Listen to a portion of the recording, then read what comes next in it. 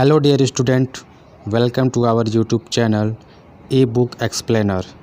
दोस्तों, आज हम स्टार्ट करने जा रहे हैं एनवायरमेंटल साइंस क्लास 5 का चैप्टर नंबर 7 है प्रिजर्विंग फूड, यानी कि भोजन को बचाना, भोजन को सुरक्षित कैसे रखा जाए, इसके बारे में हम लोग जानेंगे। तो before starting the chapter let's get what is learning objective. तो यहाँ पर हम देखेंगे लर्निंग ऑब्जेक्टिव के बारे में, यानी कि इस चैप्टर को पढ़कर हमें क्या क्या जानकारी मिलेगा। तो फर्स्ट है स्पॉइलेज ऑफ फूड।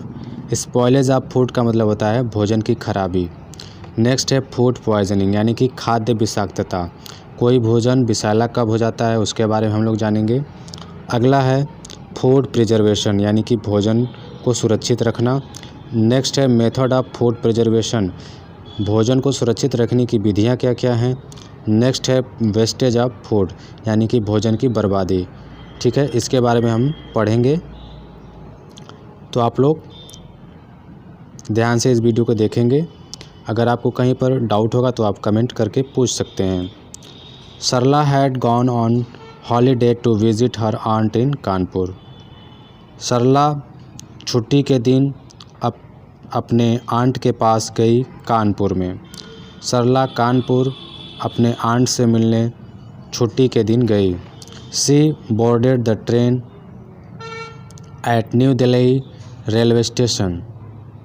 वह नई दिल्ली रेलवे स्टेशन से ट्रेन पकड़ी।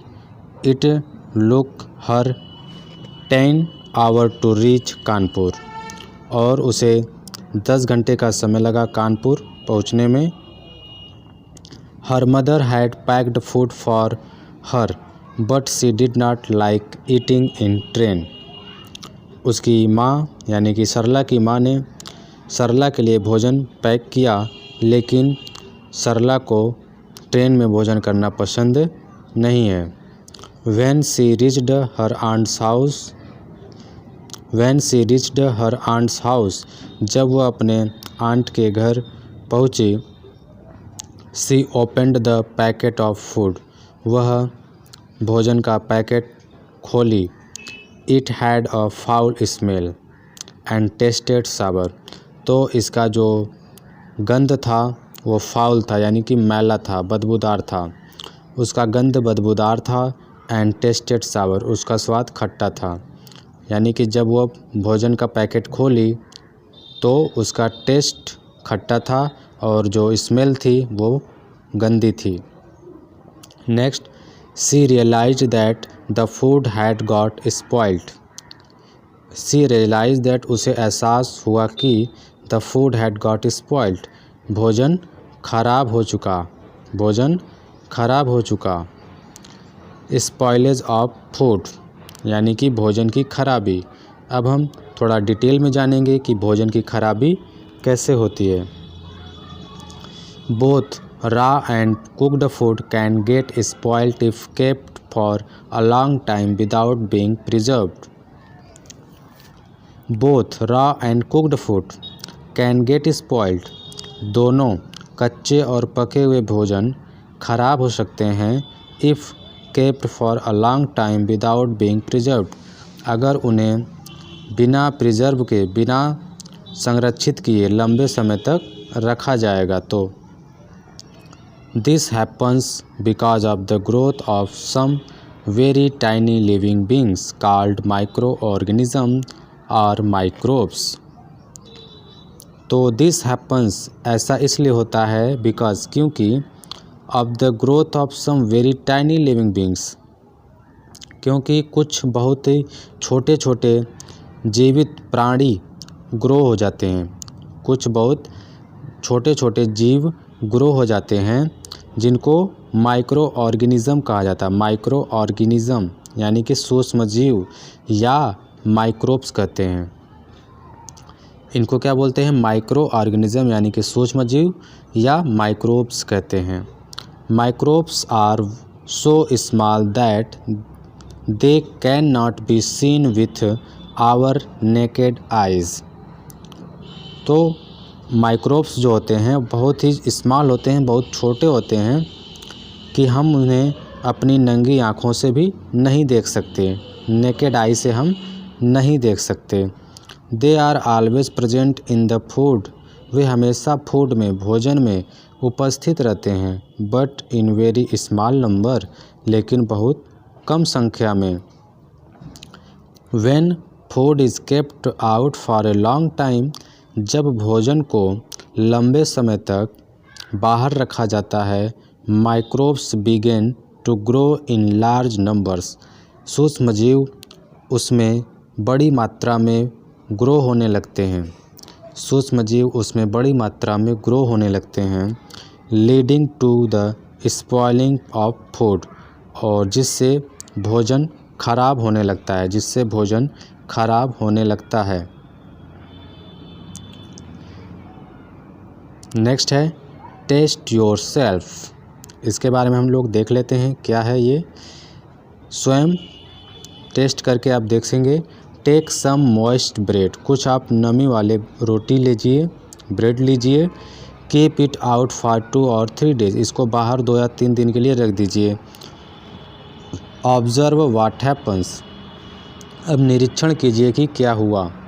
You will observe some greenish और blackish substance growing on it, तो आपको पता चलेगा कि कुछ हरे और काले पदार्थ उस पर ग्रो हुए हैं, कुछ हरे और काले पदार्थ उस पर ग्रो हो रहे हैं।